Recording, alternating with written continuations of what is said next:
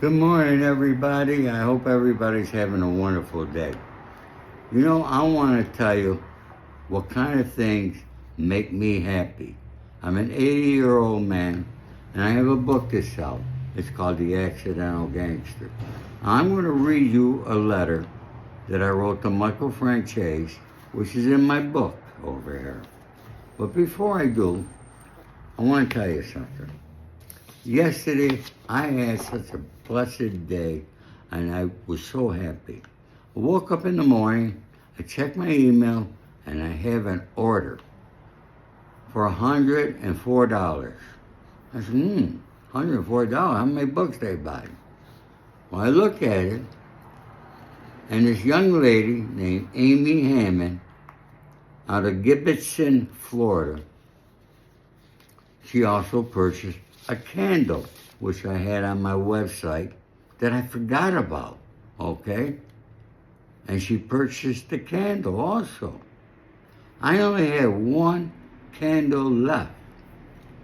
The girl who makes those candles, she got in an accident and she's in the hospital. So I couldn't get any more, but I had one. You know what I did? I called this lady up, Amy Hammond, in Gibbetson, Florida. And I spoke with her and her husband. And I gotta tell you something, the most lovely couple I ever met. They were so thrilled to hear from me.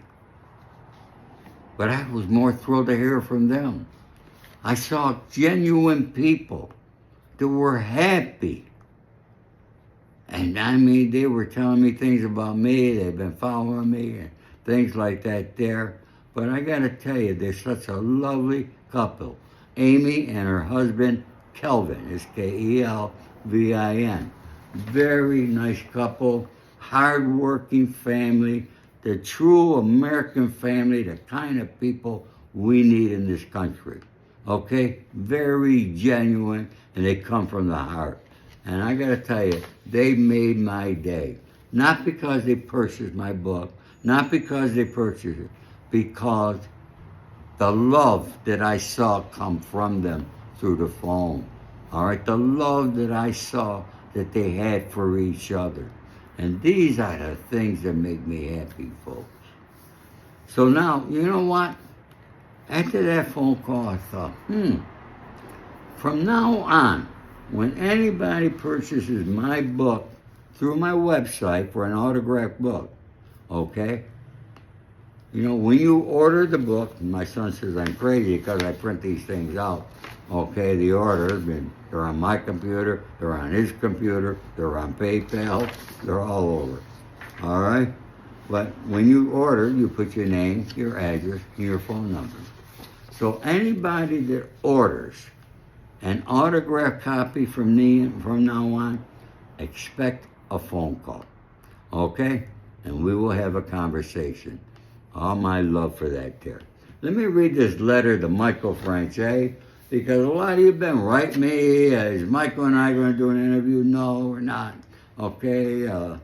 Nothing like that there, okay? And there's good things, there's bad things, you know, Michael says good things about me, and he said bad things, and I did the same. We had a feud, okay?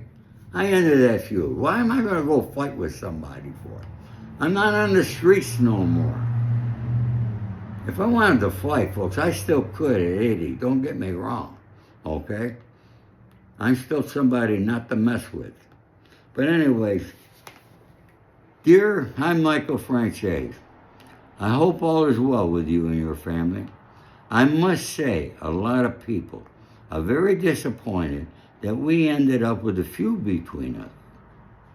And you remember that there. It began with Vlad, all right? And Vlad wanted you and I to come in. He was going to have security and all that crap. Security, my butt, all right? And as I said, I will no longer be saying anything about you. However, there are a few things that I feel it necessary to say to you, Michael. Going back to 1978, 1979, you and I first laid eyes on each other at the Russian Tea Room in New York City. That we both know. And yes, you are correct. After that, you and I had no interaction at all until after your release from prison. And you asked your brother Johnny if I would see you because you wanted to talk to me. And I told Johnny, have Michael be at the Rangoon Racket Club on Santa Monica Boulevard at 5 p.m. And Michael showed up. I took Michael out the back door to the alley that day. And I said, Michael, what can I do for you? And Michael said, Ori, you know everything that's going on in Los Angeles. If strangers come into town, do you let me know? All right. Now, I knew exactly what he was talking about. He was very concerned if some stranger from New York popped into town to do something. I looked at Michael and I said, Michael, I said, your father's my friend, not you.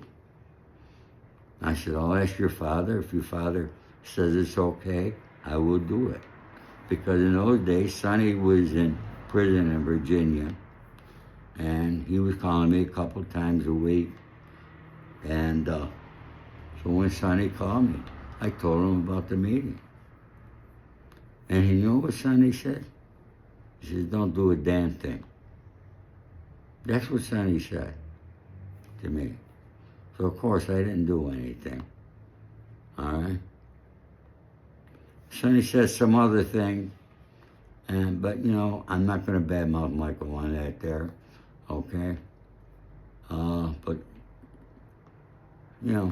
Sonny was Sonny. He told me things, he told Michael things. Who knows? But, folks, there is more to that letter that I wrote to Michael. If you want to read it, then by all means, purchase my book. All right, just go to my website. It's there, and click the link on the top of my profile, and you can purchase the book. So, folks, all right, and I want to give another shout out to Amy and Calvin Hammond in Gibbetson, Florida. All right, all my love and respect to you. Thank you. And don't forget, folks, you purchase my book from my website, you will get a phone call from me. Thank you.